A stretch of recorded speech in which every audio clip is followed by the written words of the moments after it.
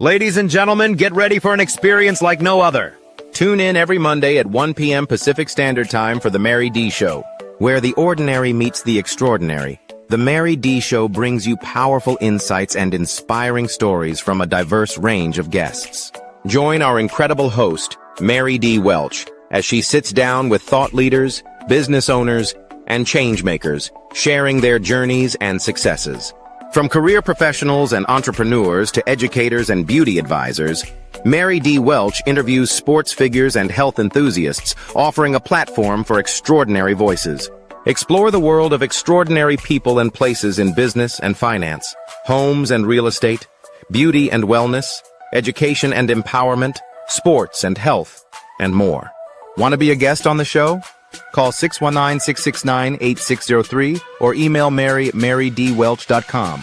Visit www.marydwelch.com to learn more.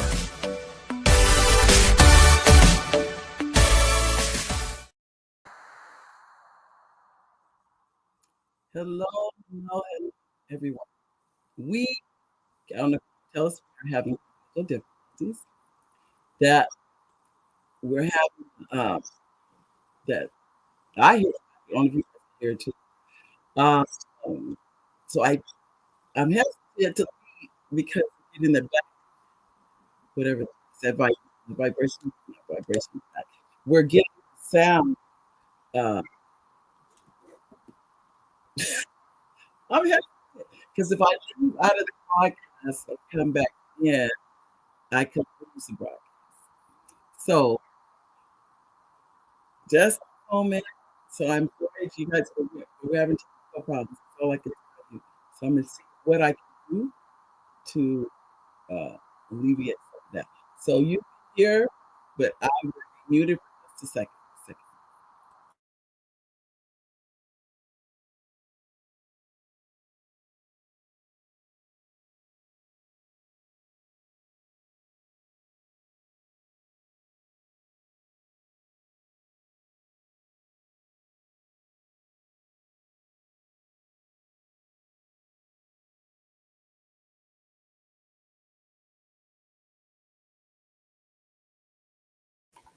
Hello? I don't know if you guys hear it. Hold on. I still hear it. I'm still trying to get it cleared up. So give me just a minute, guys, because I hear this. It's like back, or I'm hearing it's double. And we're gonna see what we can do. Because I'm just, oh, what is going on? This is the world before I go live, the system, I had to log in. I never had trouble logging in. So you guys, today I've had trouble logging in. So yeah, hopefully this will clear it up. I'm hoping. But in the meantime, I'm here. So okay. I just think I'm gonna have to. We have the guest speaker coming on, and what I'm gonna do is I'll let him talk, but I talk. Maybe that's gonna help. I don't know. I'm trying, but we're gonna get this. Let me take that. We're gonna get this. This has just been it's been another crazy. So all of you know that you're here. Thank you for the birthday wishes. I have been, as many of you know, yesterday was my birthday. I had so much fun. I had a birthday party yesterday. Last night. And it was, what can I say, one of the best. I told anybody, I almost have it. Let me tell you. But I did is a very good friend. I call her my sister. She just like, you must birthday party. You must celebrate it. I said, I must do that. That's what I said. But truth is that I'm really proud of it. So just that I'm that see, I'm actually, hold up.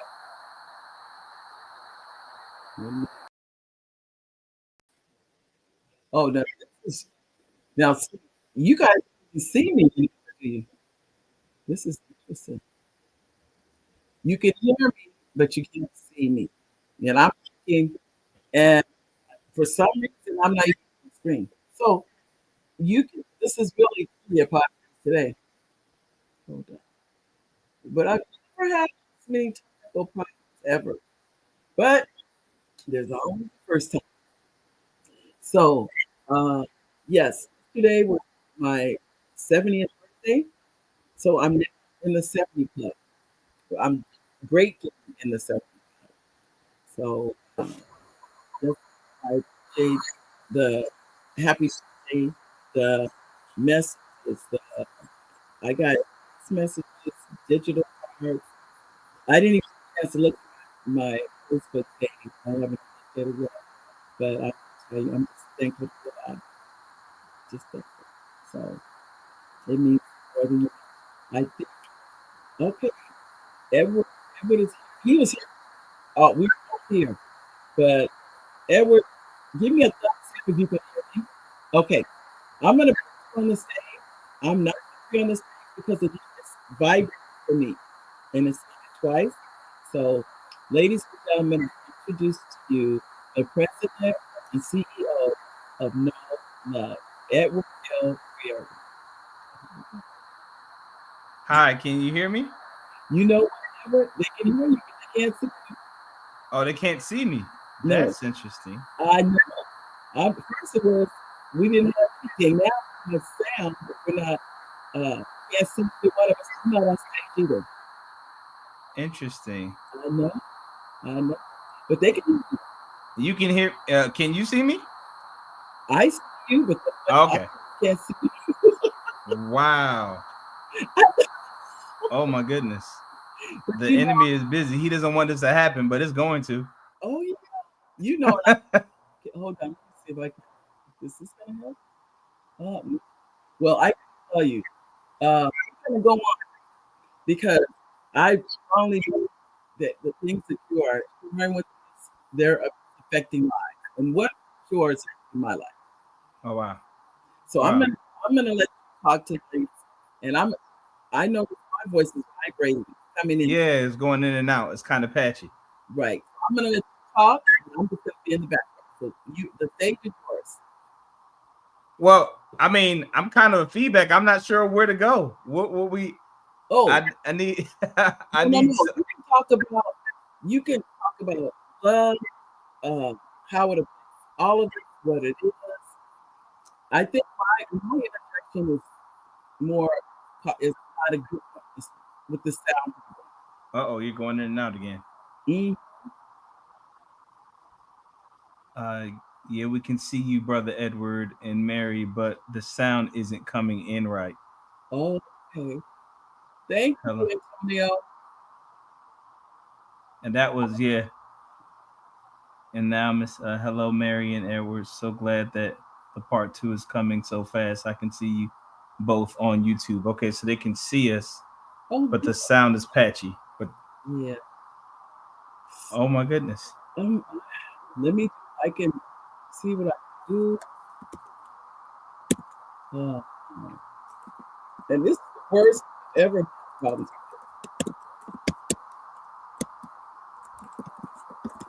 Okay.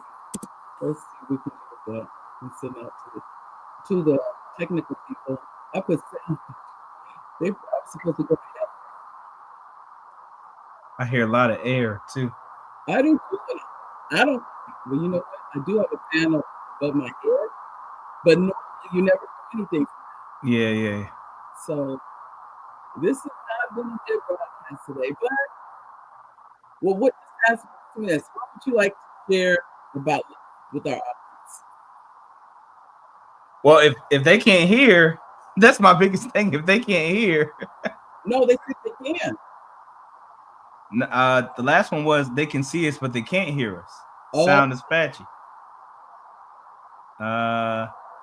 Sound is it's my side. up, down only from Mary's side. Yeah. I can hear you. So if you go out and come back in, would that cancel the whole thing? I really want this conversation badly. I do too. I'm if I go out, the whole thing is gonna go away. Let me. I can't. Let me see.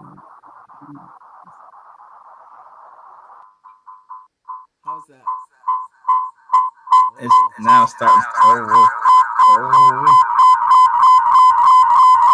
Oh my!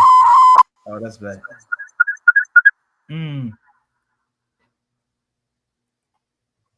How's that? That you sound great to me. How do I sound? You sound fine.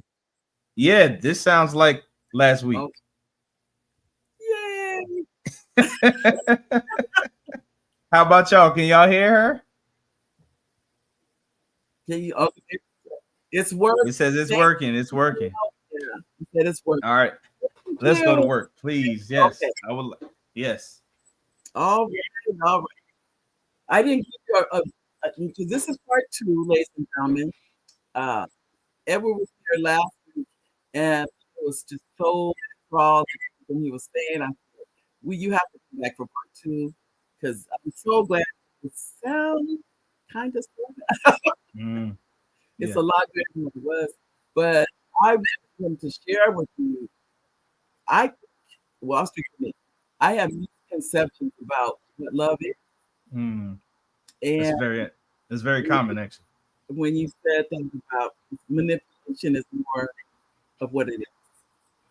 That's what's being taught. Yeah, that's what's being taught versus what it is. Yes, ma'am. And so I want let's do that. Let's go over that for people that were not here enough, that they can hear more how it affects and our expectations. Okay. So I think you want me to elaborate on the difference between love and manipulation because you're starting to go in and out again. Okay, perfect. So love is give. It is an expression to someone to show their value to them. There's zero expectations for you to receive anything back. Love is not a receiving thing. It's a giving action to express that said feeling, I guess, is what we can go with, but I'd rather not, and I'll probably expound on that more later. Now, what we're taught is love is give and take. It's 50-50. Now, when love is done right in a relationship, if two people are just giving, it looks like give and take. So it's easy for you to take away that, oh, this is how love works. It's a game of catch. I throw you something, you throw something back. But that's not what love is. And the power in that is, well, let's discuss manipulation. So let me premise it this way. Mm-hmm. If my wife, she's having a very, very long week at work, okay? And I could tell that she's stressed because she's doing all of this overtime. People aren't doing what they're supposed to do at her said company. And by the week's end, I have it set up to where when she's done and she clocks out, I have a very, very nice dinner ready for her favorite dinner. I have a masseuse that is there to take care of all of those aches and stressful body aches to get her calm. And then after that, I have a very, very nice bubble bath filled with candles and everything set for her to end the actual day and conclude the day. Now, that's a very nice gesture. And then we get to bed and I let her go to sleep and just rest and get that week off of her. Now, that's a very nice, loving gesture. Now, let's take that same gesture, and when she gets to bed and she's so grateful and thankful, I end it with, now, you know what I want you to do tonight, right? Yeah. That's real. Now that was not loving at all. That was very strategic. It was an intentional And it was, for lack of a better term, it was manipulative so that I can get something that I wanted. It had absolutely nothing to do with my wife. And as extreme as that seems, that's kind of what we do. I took her out on a date. I got her a meal or whatever. I expect for me to get something in return for my investment. That's not love. That's manipulation. And that's why you are frustrated when you don't get what you expected from said manipulation. And that's where relationships and everything typically go awry. Now, the power in love is it's a gesture to express something to someone. How they respond to that gesture, for lack of a better term, that's their problem, not yours. If my wife does not cry over the surprise card or the surprise roses or the surprise whatever, that does not bother me. My whole intent was for her to see that she's valuable to me and she was thought of. So how she responds, if I receive something that night or not, that does not bother me because that's not what the intent was. So to move in love is a superpower because it delivers you, it liberates you from people. You're not looking for something in return, so therefore you are being in your capacity, your true authentic self, and you're expressing things to people without the intent of receiving a gain. Now, the crazy thing about it, it's not crazy, but it's just the way that the world works. It's a law, is you receive what you give. So if you're consistently loving, you're going to receive love in return. But if you're consistently manipulative, you too will receive that in return. So you have to watch the seeds that you plant. And if you're consistently planting loving seeds, you're going to always live in the abundance of love. I'm just thinking this last was my 70th birthday party. Oh, wow. Wait. Hold on. Did you say this is your 70th birthday party? Yes. You look wonderful. Thank you. It was everything I wanted it to be. It really and I back and the comments of I literally have a story for everything there of how we connected, how we connect. But one thing someone said that you could feel the love when you're in the room. Oh wow. That's awesome. That I just love people. Yeah.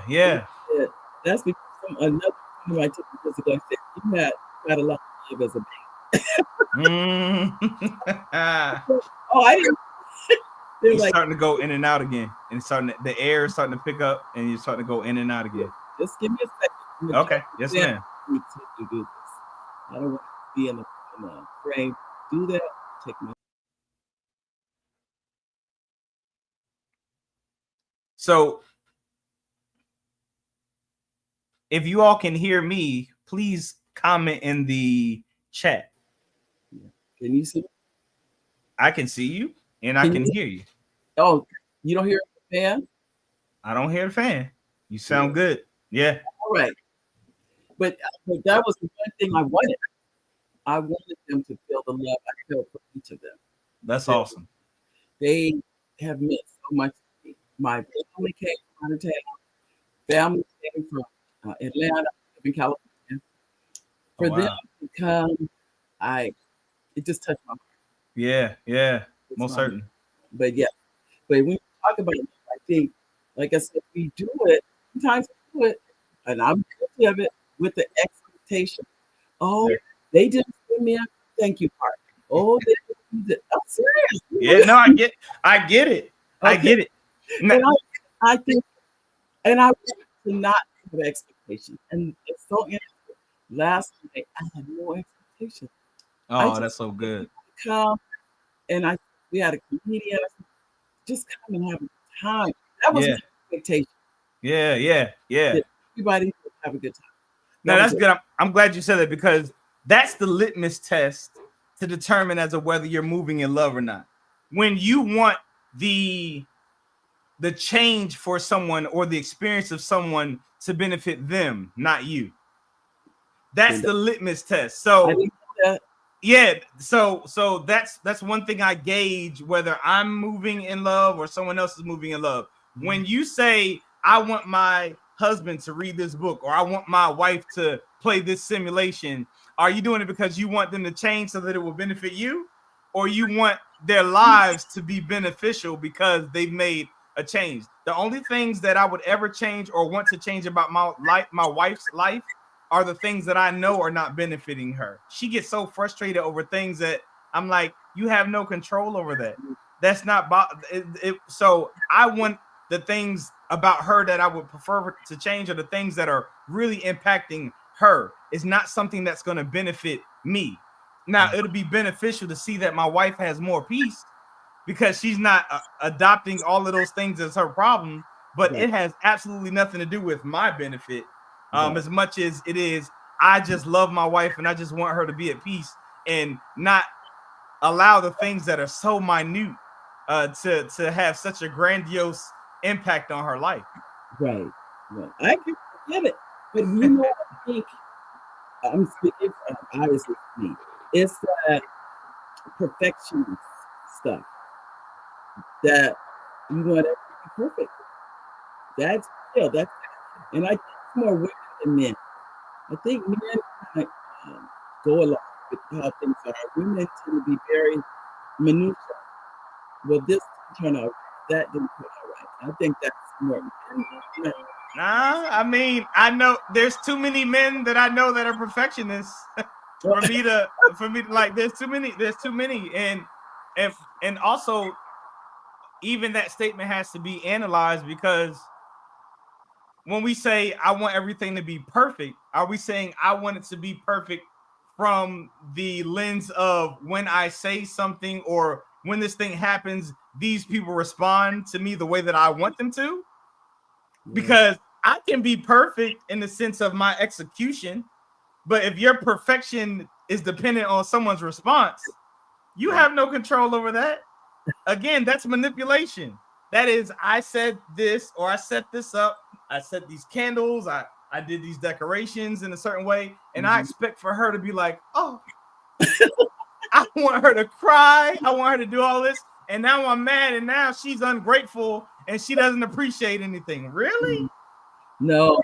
I had literally, my only expectation was that everyone had a good time. Yeah, and that's good. It wasn't even though it was my birthday, I knew about it, if that makes sense. Even though it was my birthday. Oh, yeah, most certainly. Everybody come and have fun, and that they know I love them so much that I want them to come and have a good time. Not, I know I had a good time too. Yeah, but it was most important to me that the guests have a good time. No, I just to show you how much I understand that. My struggle in my love journey was that the way that I'm wired so differently in the sense that my pleasure comes from the person being pleased, or so I say all that to say for years, even when it comes down to sex, my exchange was a selfish exchange. Though the recipient benefited from it, they thought it was about them and it was totally about me. Wow. So because of the intimacy of my wife and I, though she would reach a climax consistently, she can tell that it was an intent for me to receive mine, because I couldn't get there without getting you there. So in the way that I maneuvered, it seemed like I was selfless, but I was extremely selfish.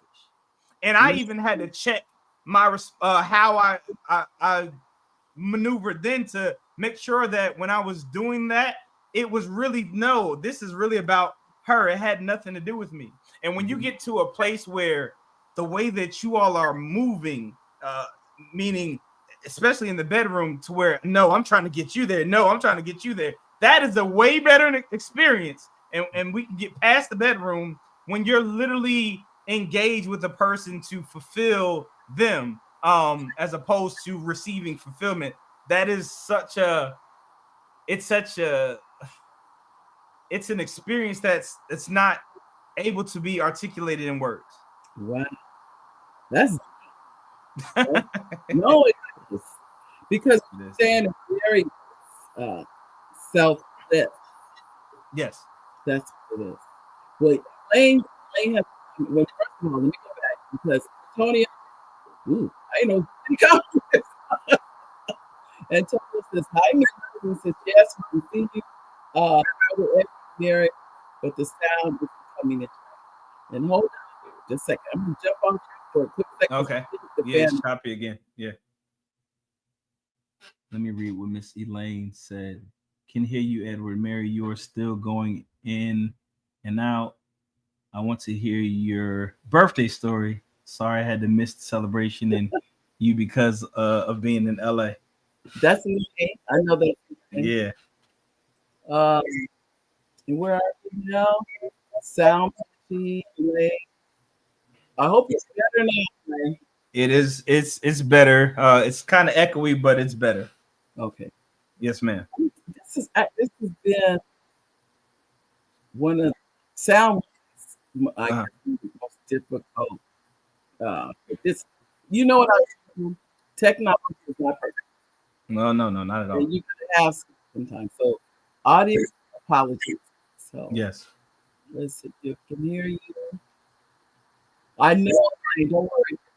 We'll get together for lunch. We're gonna get together for lunch. See, I've known her for over 30 years. Oh wow. Mm-hmm. Wow. Her daughter and I have 2 sons. They all went to school together. Okay. Now they're all adults and in their careers, all that stuff. So let's see. So you were saying that I was thinking in terms of your friends and doing things for them. And I think what you're saying is sometimes you're doing it so they can do something back or do something back for you, or are you just doing it you want to do it and never looking for anything? Exactly. Yeah. Now that's what's crazy about love. You will ultimately get something back, but when you do it with the intent of getting something back, it's, for one, I can't stress that enough, it's not love, and 2, that's why you're frustrated that you're not getting anything back. Because you had an expectation of it, and without that expectation to receive something, it's a bonus, probably an overwhelming bonus to receive something back in return. But again, it's what you're sowing in the world, and people genuinely, they can sense that. People can sense it. Like I said, though my wife, she would receive or get to that place that she was looking for, she could sense that it wasn't about her. It just wasn't about her. So for her to be able to discern that and respond, maybe not directly, but just I could tell that she could sense it. It made me have to self-assess and be like, though the mission was accomplished, right, the experience was not a authentic and real exchange. And that's where the issue with love and manipulation is. As I gave you in my description, love and manipulation, they look like identical twins. They do.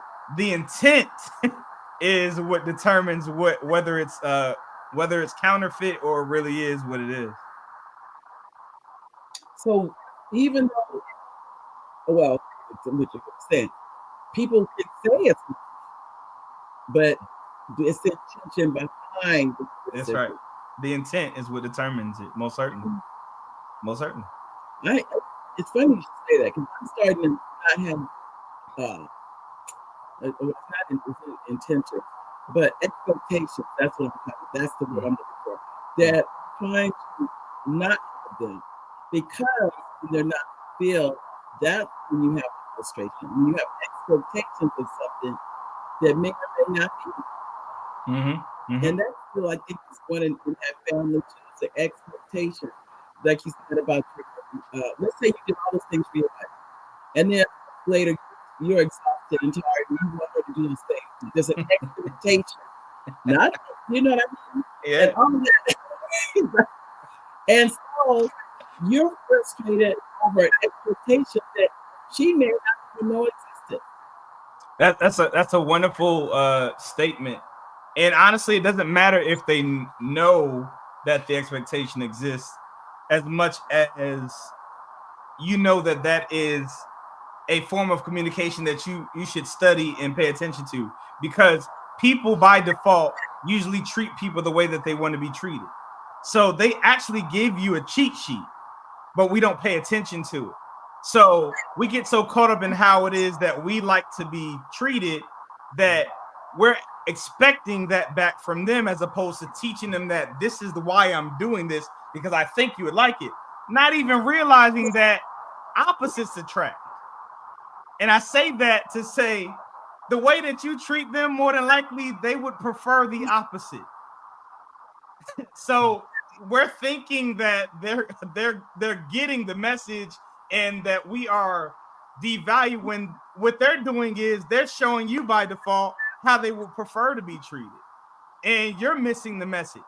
And this is why people get so frustrated. This is why I love, yet I dislike, the 5 love languages. This is where it's flawed. It's good. The teaching is good, but I'm gonna teach you why it's flawed. So the teaching is good in the sense that it's probably the best work that has finally moved us away from generalizing male and female, that men are from Mars, women are from Venus season that we were in, where we're assuming that this is how women are, this is how men are, when I can easily debunk that by saying, as I shared earlier when you brought up men and women, I'm like, well, I got evidence. I have evidence, too much evidence that a man is a perfectionist just as much as a woman is a perfectionist. It's too much evidence. So how can we generalize those? So what I was so appreciative and I applauded when it came to the teachings of them, the 5 love languages, it was finally successful in moving people away from thinking that, okay, because she's a woman, she responds that way. Because he's a man, he responds that way. So they were successful in that. But all they did was really create additional compartmentalizations. Right. It's no different from calling you a Pisces or a Gemini or whatever, where you're trying to identify with something and then put the pressure on someone to say, this is what I am and this is what I need. And back to manipulation. If you don't give it to me, you don't love me. Right. And the irony in that is you read that this is your partner's quote unquote love language, right? Mm. You read it, you identify with it, and then when they treat you that way, because you know that that's their love language, you're still offended because they didn't maneuver and change it to what you prefer. Yet you've already said that that is their love language. So they're clearly showing you love and you've identified with it supposedly, but you're mad that they didn't do it the way that you want it to be done, as opposed to realizing that you're loved. So I say all that to say people, they typically by default treat you the way that they assume love is. And that's even down to abuse. That's even down to abuse. I've grown. I was brought up in an environment where I saw a male hitting on a woman or a woman hitting on a man, and I've adopted this as what love is. So this is what I'm supposed to do in my loving relationship. That's why I always say, do not stay together for the children. Because if that's what they're learning love is, you're damaging that child, and all you're doing is creating a cycle. Right. Because we don't listen to what you say, we listen to what you do. That's right. And so that's what we're learning. So all the way down to abuse. I've had so many people that will sabotage a loving relationship because he won't hit her or she won't hit him. Oh, because they think that in order for you to love me, that is what you would do, because that's what they've adopted as love, directly or indirectly. And it's sad, but that's what it is. So we can't even utilize or depend on our emotions to dictate whether we're in a loving relationship or not, because we might have adopted a philosophy based off of emotions that came as a result of our environment that tells us that this is the way that it's supposed to be. That's what you're saying. If you're they'll tell you when people are abused and they get out of the relationship, they tend to get another relationship with another abuser. These are studies. Think about this. It's in casual conversation. A male or a woman will be in something that's totally different from their exes. They be like, I'm not used to a man like this. I'm not used to a woman like this. Yet you've been with exes. So why would you want it to be similar to what you had in the previous person? It doesn't really make sense. It doesn't compute. Yet we will say things like that. Something about him, he's not like the other one. That's a good sign, isn't it? If all of the things prior to it led you to a divorce or not making having a successful relationship, and I can even take it a step further, just to show you how being in an environment so long can cause you to feel like the negative is right. Have you ever had hiccups for a long time?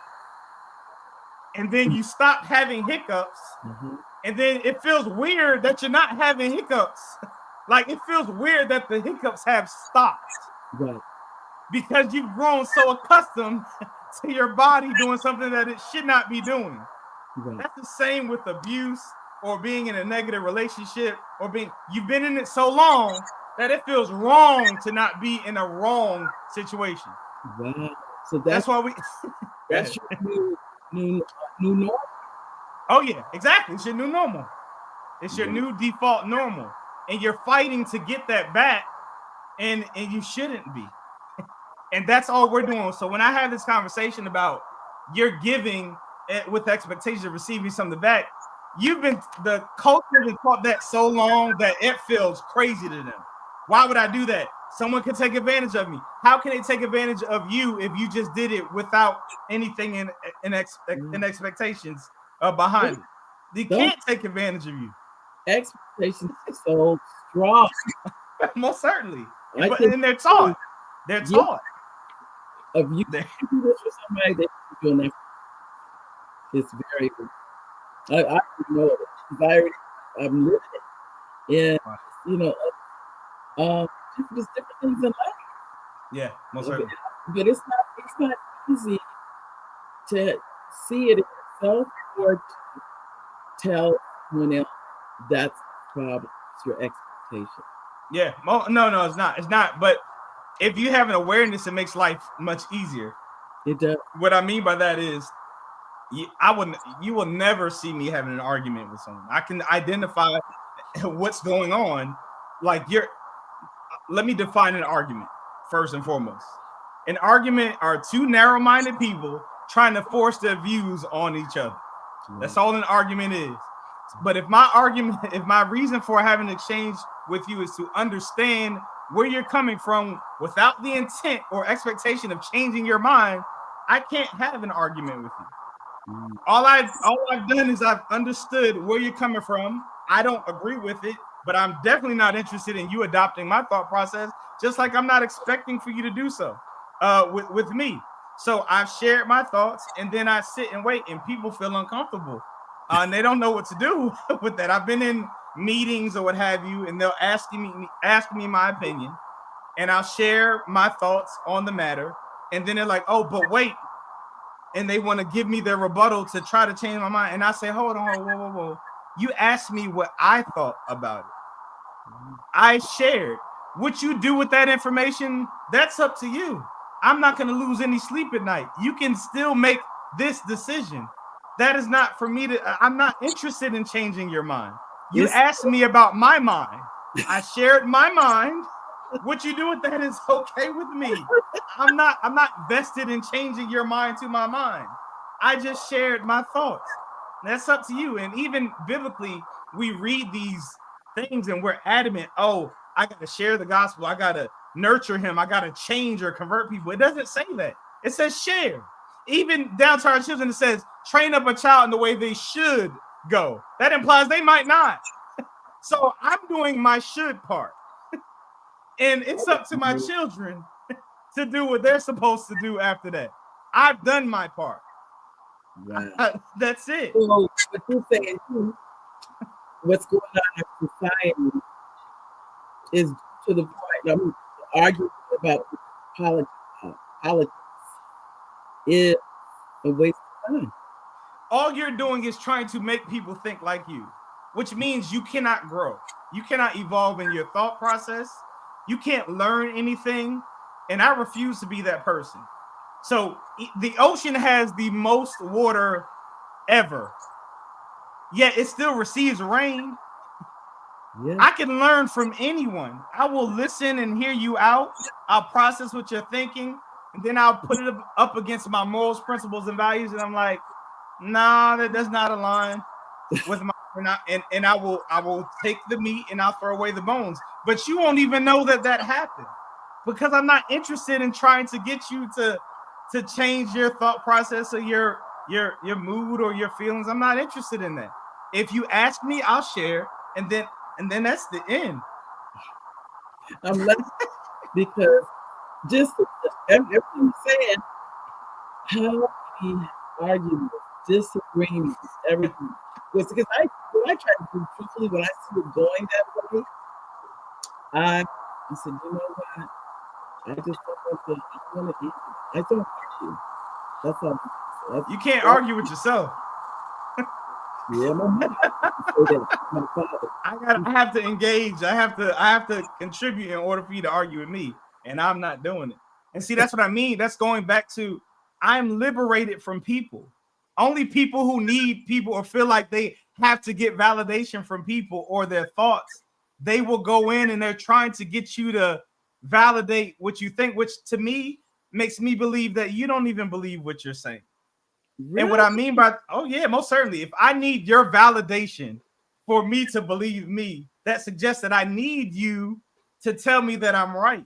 I give a good example, and I do this with my children and even adults. I'm like, so if you tell a person that 4 plus 4 is 8, and they say no, it's 9, I say you're gonna sit there and argue with them about it being 4 plus 4, being 8, and they immediately say no. I'm like, so why do you feel the need to argue to get your point across? That means when you know something is right, you won't mess with it. But I'm sitting here watching you argue with your husband or your wife or your children.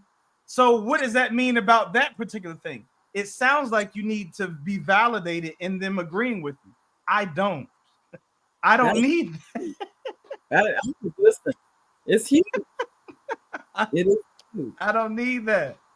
I'm just like, wow. I'm just listening. I'm still trying to wrap my mind around because literally you hear arguments stated. Don't watch the news. I don't even watch television. That's what. So people tell me what's going on. I'm like, oh wow, and then I pivot. But I don't watch television. I used to be a telecommunications technician, and they would ask me which channel is it. And I'm like, ma'am, sir, I have no idea. You might want to check that TV guide. And that was easily 15 years ago. I don't watch anybody's TV. Wow. And I don't listen to the radio. You're not giving that negativity, that negative energy, that all those things. It's deeper than that to me. It means that my thoughts are my thoughts. They're not influenced. I don't have a biased bone. I'm given data. I process it, and it's not influenced. Like my thought, like I can hear. I've seen people's comments or posts, or they make a statement. I'm like, knowing that person, that's not your thoughts.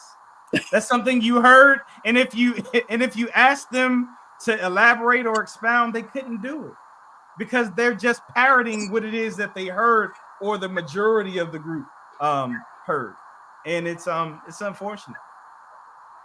Wow. I'm just amazed. I'm listening because I think the time to argue with people, disagree with people, is a waste of time. It's definitely a waste of time. Oh my goodness. It's such a waste of time and energy, but also it's not a good reflection of you. Mm-hmm. And I say that because why would you spend your time? Let's say that you did convert them. How do you know that it was because they really received what it is, or even have the conviction that you have, or if they just brush you off because they're tired of hearing your mouth? Exactly. How do you know? You don't have any evidence of that. And that's what I mean. That's going back to the love languages. Let's say that you did get to tame or get your spouse or partner to identify what your love language is, and they did everything to the T. You want someone that you trained to do that, as opposed to they were inspired and wanted to do that on their own. Right. I don't want that. I don't want it. I'm not interested in it. Well, tell me, does your wife on TV? Oh yeah, everyone. There's a TV in every room in this house. My wife watches the television. Matter of fact, it's funny you say that. So it's probably now two or 3 years now where I sleep in our bedroom with my wife. And the reason why I say that is because my wife, she has to sleep with Criminal Minds, FBI. I'm very, I don't play about my subconscious mind. All right. Yeah. So I used to sleep either in the office, on the couch, or what have you, because I cannot allow when it's in there, it's in there. So yeah. I say it's been within the last 3 years because I learned that there is a mask with a Bluetooth in there. So now I sleep with my mask and Bluetooth, and I play on my phone like classical music or sermons or things that loop that I know what's going into my subconscious to combat what she has going on with the television in the room, so that we can sleep in the same room. It's not. No, it is funny. I'm just that's the way it is. But so you're saying input even in your sleep. You're making. Oh my goodness. I remember I was in law school, and I had people in law doing this. They were listening to our lessons in there. I didn't think that was subconscious. Yeah, subconscious. Yeah, most certainly. Wow. Maybe I did that. I didn't feel. I just did up the elbow, and I said, "No, this isn't for me." Do you sleep with the television on at all? My husband does. I don't. He does. And as soon as he sleeps, I turn it off. I say that to say, have you ever had a dream and you woke up and you're like, what in the world? You thought something was happening to you, but when you started paying attention to what was on the television, it was similar to what was playing on the television. So that's an example of how your subconscious is taking in things that you're not really paying attention to. It really is. Yes. And sometimes I hear the voices and I'm like, why? And because he'll wake up and turn. I'm not the TV. I try not. I love just a dark room. Quiet. That's what I like. Now that's the irony. Before my wife and I got married, that's how I slept. But of course, when you're married, you got to figure it out.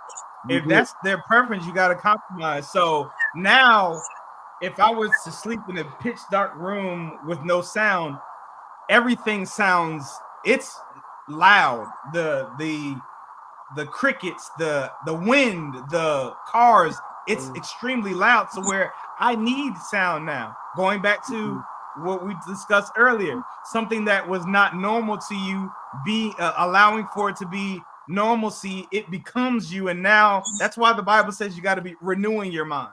So you got to be intentional about how you work this thing if you want to move a certain way.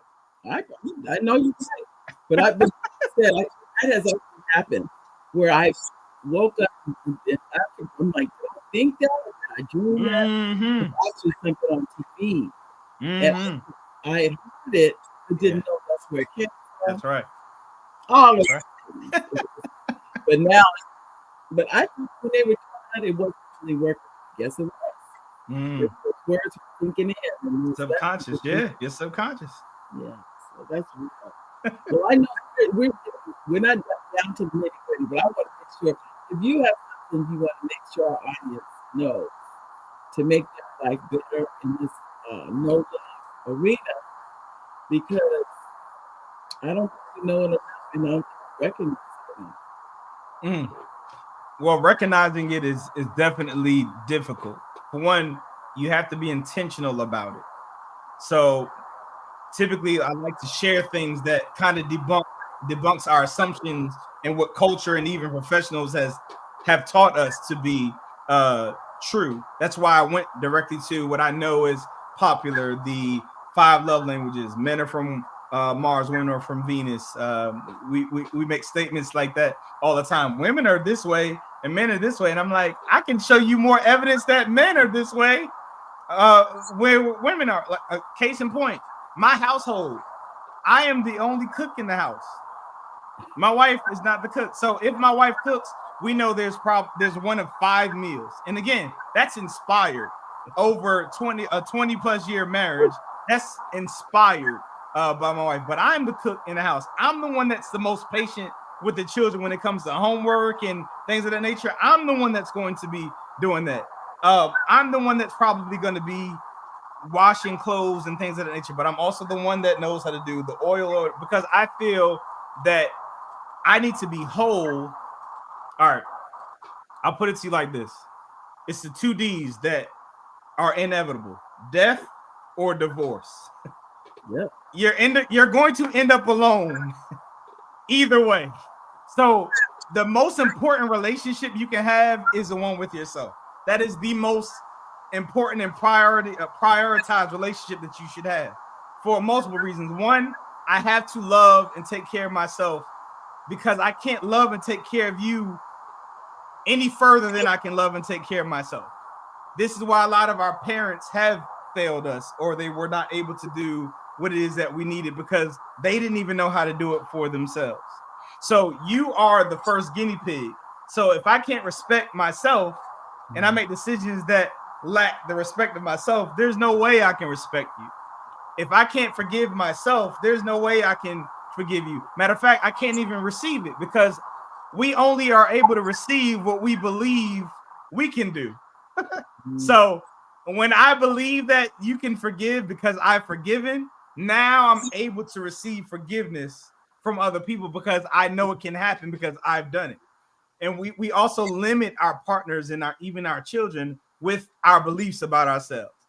We're lovingly keeping them from doing, don't start don't be an entrepreneur, go get you a job security, because we don't think that we can be a successful entrepreneur. So we're lovingly, I got the air quotes for those who are just listening, protecting our children from becoming things because we know we can't do it. And that's why you have to fall in love with yourself, so that you can tap into the capacity of who you are, because even a loving gesture could prevent you from becoming who you're supposed to be. Just out of the sense of protection and thinking that they're being caring or what have you. My mom consistently apologized because she wanted me to go a certain route. And now she's reaping the benefits of me saying, that's not me. That's not how I'm supposed to do it. And if you believe it so much, you do it. Why won't you? If this is such a perfect plan, do you think you're dying in 4 years, Mom? She's like, no. So if it's a perfect plan, why don't you go to college and get your degree? Got 4 years. Go do it. Yes, she did. And no, she didn't, because she didn't believe it. That's my point. That's my point. And I say all that to say, we will go and we will get advice from people that don't have what it is that we aspire to have. To get direction from people that, like, if you said something to my children, the first thing that they're going to say to themselves is, does he or she have what it is that I want to have? Do they have what they're telling me that I can get? And if those answers are no, you're just talking and you're wasting your time talking about children. They won't say it, but that's what they're asking. Can you do it? Even when I'm doing business, people will try to sell me, I can market or whatever. I said, before you start, where's your marketing page? Do you have the views that you're telling me that you can get me? Do you have no? Then they want to give me testimonials of other people. I didn't ask about other people. You're telling me that you have a skill that can take me somewhere that you didn't use on yourself? That's what you're trying to sell me on. No, ma'am, sir. That's not how that doesn't work for me. It's so funny to say that. I've been this is not recent, but I've been to buy a car, and I always ask the salesman, do you own one of these cars? Do you know I have never been to a lot where they own? Oh my goodness. Never. Wow. They always say, oh, I'm gonna get one. So I was like, not one time, Wow. one owned the car. Wow. That's very interesting. It is. Because I told myself, no, let me think about this. Because you don't know. So, no, I wasn't trying to be funny. Most certainly, yeah. But you're selling it to me. Oh, yeah, it's a good car. To me, I can use it on it. You know, if it's like this. And see, it's funny that you said, like, I hold on to every word that's being used. Like you said, not to be offensive. Mm-hmm. You literally said that because you're considering the other person. Now take that, because people do that all the time. They won't share with their partner what it is that they're doing that they don't like to them. Mm-hmm. So is that not suggestive that you don't love yourself enough to speak up for you? So we think we're keeping the peace, but you're not keeping a peace by not saying anything. I don't want to start anything. I don't want to hurt his feelings. I don't want to, and we think we're keeping the peace, but are you keeping the peace if you have a war within? Now, I'm just asking you about. I am actually in a situation right now with one of my daughters, so I'm just wow, and I don't say anything serious. Yeah. Because I want to keep the peace during my. But if you have resentment, frustration about something that they don't even know, they can't even fix it because you never said, which implies that you're okay with what's going on. And I'm trying to decide how to address it because I'm not with it. Just be honest. See, that's the thing. And I've had a lot of people say, well, that seems to come off rude, or how do you say that? And I'm like, well, if I know I'm coming from a loving place, I'm okay with sharing what it is that I have to say. I'm not being rude or what have you. But if I don't say anything, that implies that I don't love me enough to speak up for myself. I haven't said anything. And as I shared earlier, if I can't love me, I can only love you as good as I love me. I can't go any further than that. So I have to successfully love myself. What do they say? If the plane is going down, that you get oxygen first. That's right. Because how am I going to help my child or anyone else if I don't have the oxygen to do so? So I have, in order for me to pour love into you, I have to have love in myself. I have to. So I have to be intentional about loving and respecting myself so that I can even know how to love and respect you. So if I'm compromising on loving myself, I will do the same thing to you, which is why I will not compromise on loving myself. And people hear it from a person that's supposed to be the love expert, but my wife's, her feelings are going to be hurt way before my feelings are going to be hurt as it pertains to what it is that she's doing to me or my body, for that matter. I have people that are upset in the bedroom when you can literally tell him or her not to do that or do it this way, but I don't want to hurt their feelings. Well, you're feeling uncomfortable. You're not enjoying yourself. Why would you not tell them the right way to do it? This is why people are cheating and going. And the sad thing about it is 9 times out of 10, and I'm using that number 9 times out of 10, expressing that quote unquote freaky thing that you want and you feel like he or she will judge, they want to do it, but they've got the same thought process of you. I don't want to say that because she'll think that I'm whatever. And y'all are missing out on a wonderful experience because you're scared about how it is that she's going to respond. And the sad thing about that is that means you're living in a relationship with someone that's not your friend. And that is tragic to me because my wife knows everything about me. That's how I know. That's why I love my relationship. My wife knows everything about me, and I've done some terrible things, yet she chose me. That's the closest relationship to God that I have. She's accepted all the things that I've been terrible in my past, and she's accepted me and she loves me because she knows that, and that's the only way that I can know that she loves me, because she takes me flaws and all. But if I'm hiding things, I don't know, even if I'm in the relationship, meaning I have someone by my side, I don't know that I'm in a loving relationship. Right. And people act a certain way to win people over, which means you don't like yourself. If you're acting a certain way, that means you don't like the way that you are to get someone else. And if they choose you, they've only fallen in love with the act. So you still don't have a relationship because this person doesn't like you. It's a cycle. It is. But if you fall in love with yourself, you will present yourself and then you'll be chosen and you don't even have to act. All you have to do is be. and you're always in a great relationship. I'm sitting there and hoping that the system doesn't cut off because sometimes it's pocket stuff. I just want you to know you have me helped you tremendously. Oh wow! And the things, no, seriously. That Like I said, this isn't. I've been hesitant because I didn't want to cause a problem. I don't, and I understand my position as a mother-in-law is probably more powerful, just as powerful as being a mother. Let me say that. So I don't want to say something that's going to cause a rift, stuff like that. But what you're saying by not saying, I'm causing it anyway. Yeah, and you're saying you don't love yourself. You can't love it. You can't possibly say that you love yourself if you will allow someone to harm you or disrespect you and you don't say anything about it because you don't want to hurt their feelings. No, I get it. I'm not talking about your situation. I was disappointed right there. Yeah. But they just no physical. No. That's what I meant. Not necessarily your situation, but just in general. If you don't speak up or say anything about it, not to mention, even more deeper than that, you have robbed them of the opportunity of correcting themselves. Matter of fact, you said give you something that the people could take away. Let's start with this. Whenever you feel disrespected, or let's go with disrespected, or someone does something that makes you're taken aback by and you don't like it. This is simple, but it's the best form of communication. Tell them, say, hey, when you did or didn't do this, this is how I took it. Is that the way that I should have taken it? And shut your mouth. Now, what you've done is that person, I promise you, 9 times out of 10, they can be like, whoa, that is not what I meant. That is not how I expected me to take it. And then they'll tell you the right way that you should have taken it.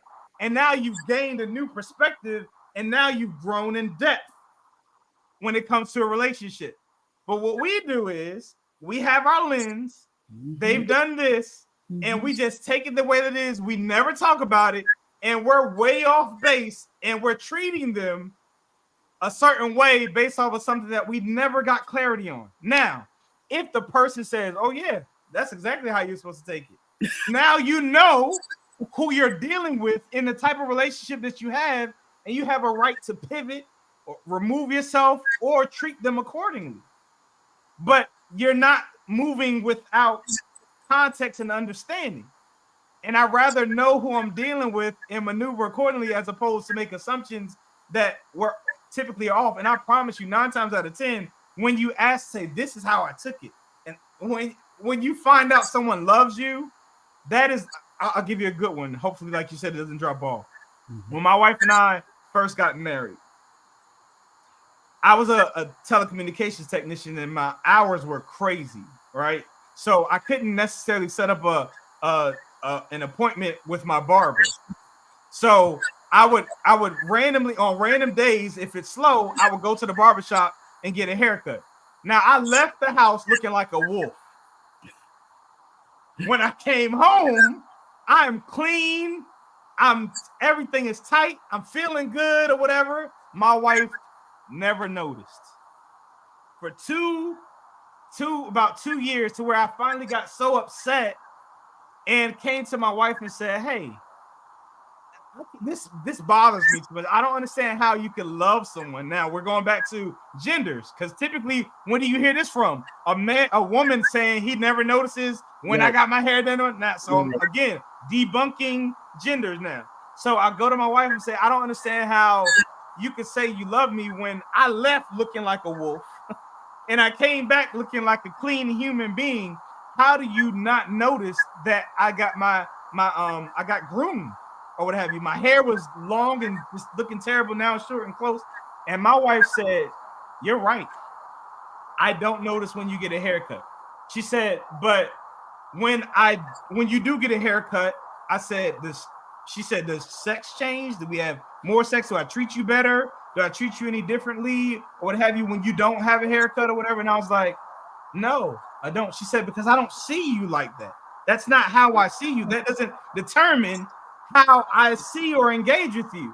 And from that point, because I brought it to her, I said, I'm gonna be upset if she ever catches me or notices when I get a haircut or whatever, because that means that our relationship and how she saw me drop down to the aesthetic aspect of me as opposed to the core of me.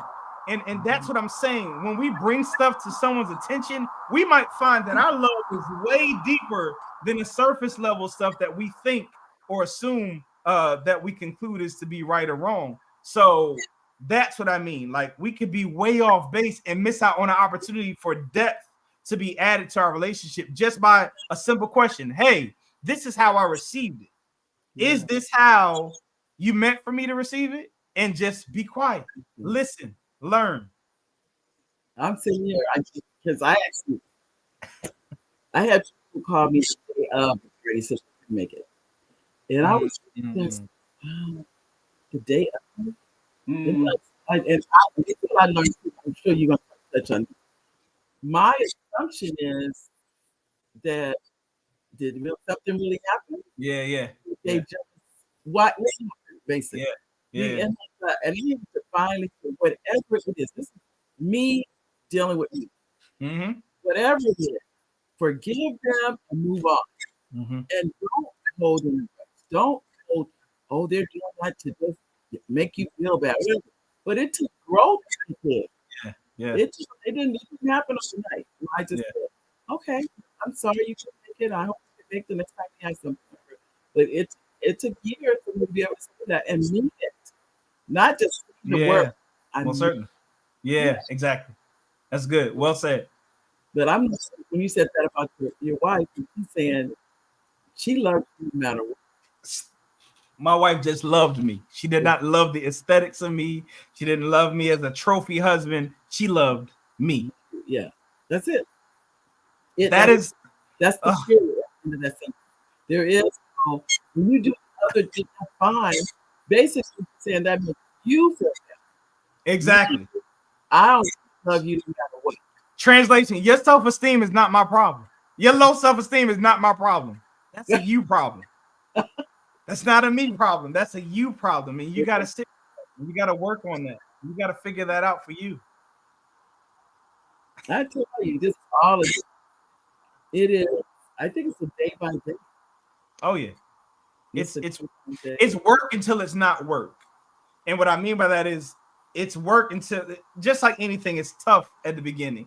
But once it's a habit and that's who you are, that's just, it's not work. It's just who you've become.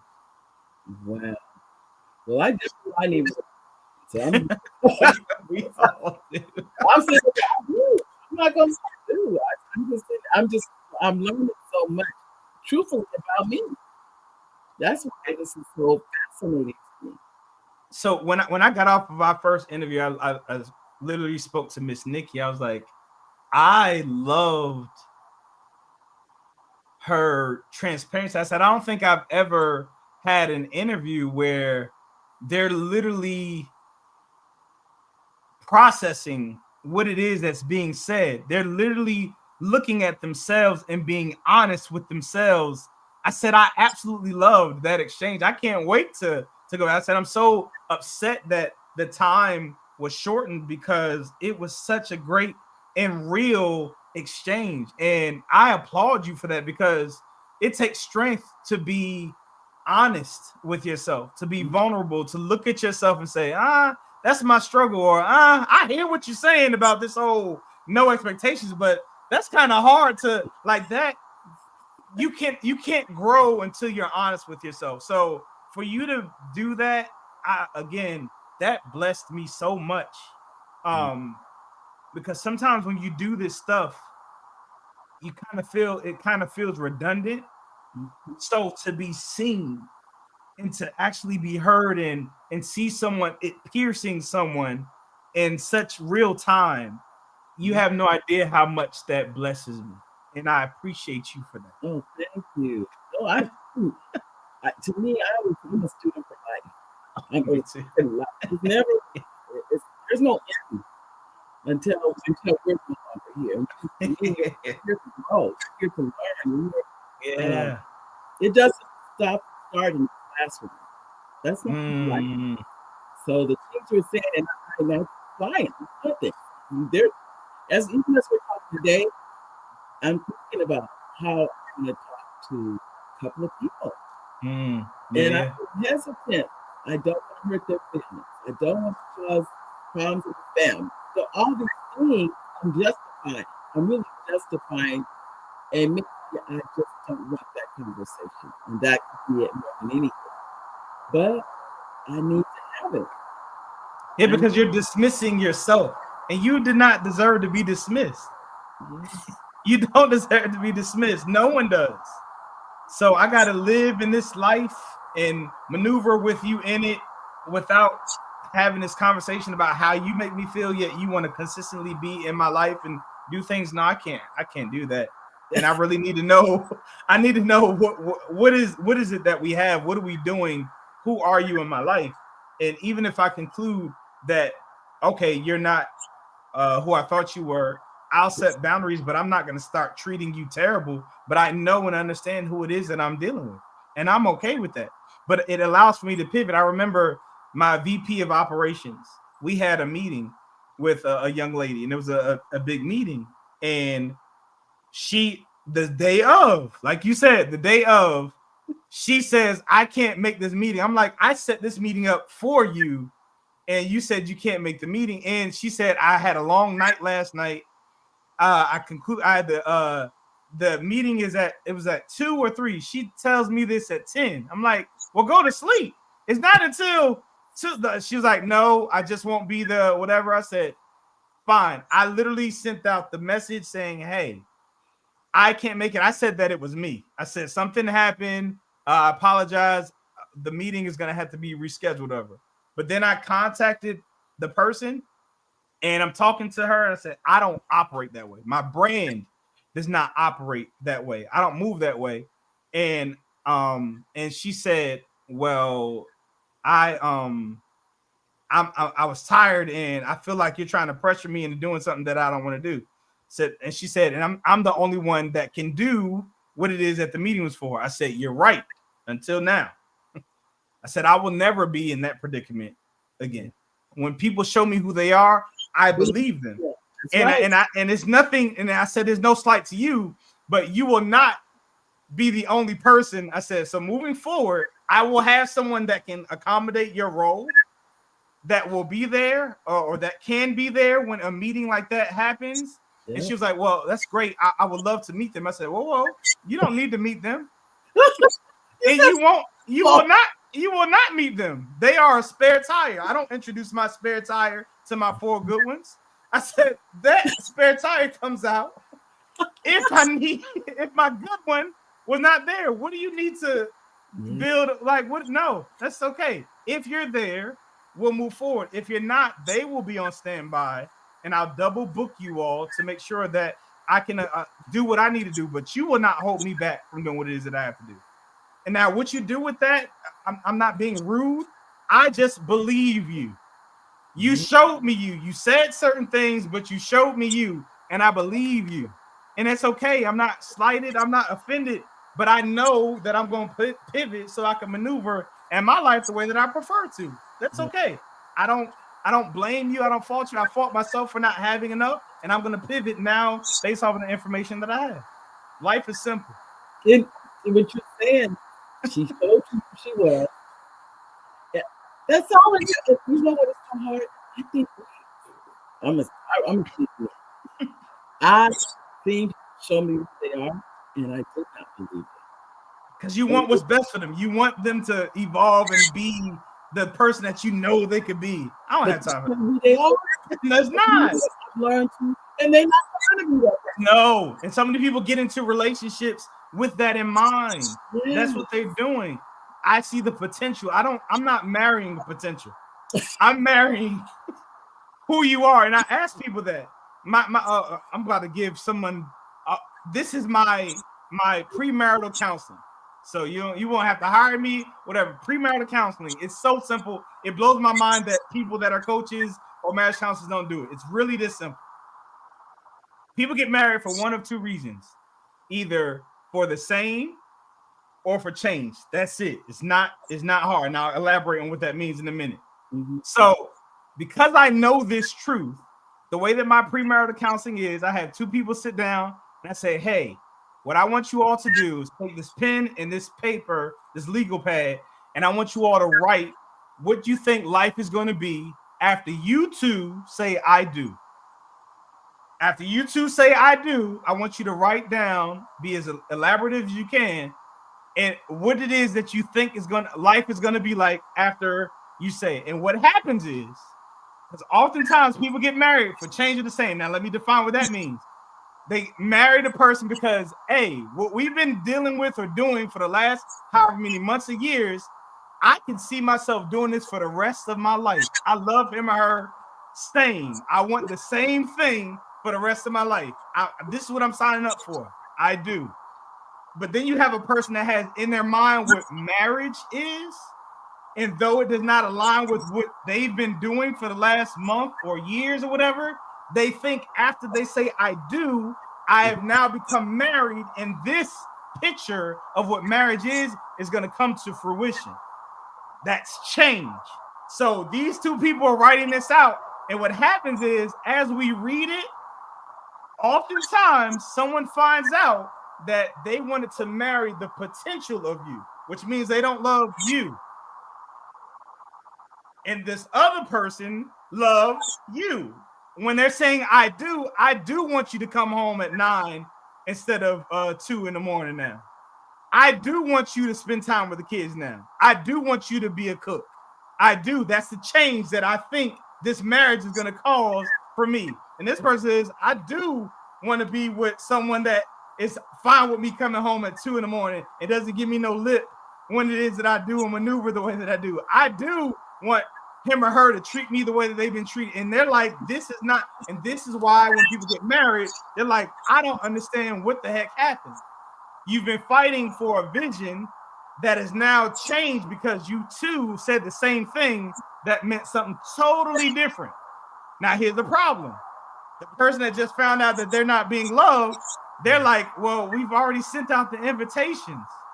What does that have to do with anything?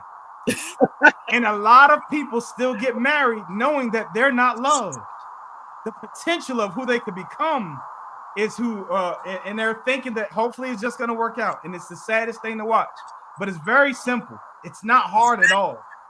You have all the evidence right there in black and white, blue and yellow, however the ink and the paper combination was. You know what you're getting into at that moment. And now you got some work to do. Or not.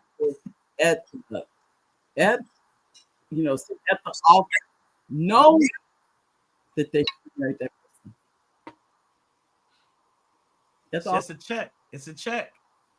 But they didn't want to admit it. They didn't want to embarrass in front of everybody, so they ended up going through. Oh, you did that? No, I'm saying back to yourself. This has been the theme. This is how you feel about yourself. You think that this is the best that I can have. This is like, I'm not worth saying no. Look what does that say behind you? Say no nicely. Nah, you're not for me. And I'm willing to wait. And that's why I tell people, you're not ready to date until you enjoy being by yourself.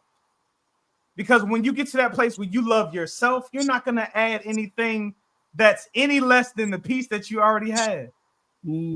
Not to mention, I have so many people who are in relationships and they tell me how terrible he or she is. And I'll ask them the same question. Well, why are you still there?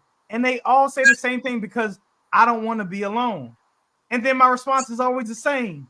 If you don't want to be with you, why do you expect someone else to? Woo! And they're like, what do you mean? To say that you don't like being alone means you don't want to be in a room with you. Wow. So how in the world are you going to try to sell someone else to want to do it when you don't even want to do it? You don't like you. And the crazy thing about it is people don't realize marriage or relationship, all that is a mirror. You have to see yourself every day. They're going to reflect and show you, your attitude or whatever. They're going to point it out and you're going to get to see you all day. So if you don't like watching you don't want to be in a relationship. Wow. Because that's all you do is see yourself. Well, I'm going to tell you, we are 30 minutes over. And I'm still enjoying it. But I do know if I actually Okay. I have to try it in the next few minutes. It's fine. It's fine. I just want to tell you, Edward, this has been a joy.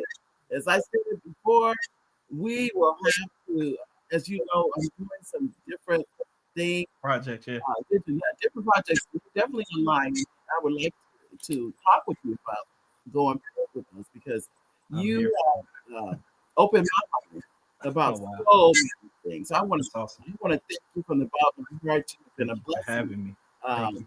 I'm just gonna have to thank Nick again and for referring you to the show. And you're gonna be back for part 2. I'm looking forward to it. Just again, you tell me when, and I will be there because I thoroughly enjoy the exchange. Oh, you are great soil, so I like pouring into great soil. Oh, thank you. All right. So, tell me we're gonna have you back for part 3. All right. So you have a nice day. We'll talk You the soon. same. Be safe. Take care. Bye-bye.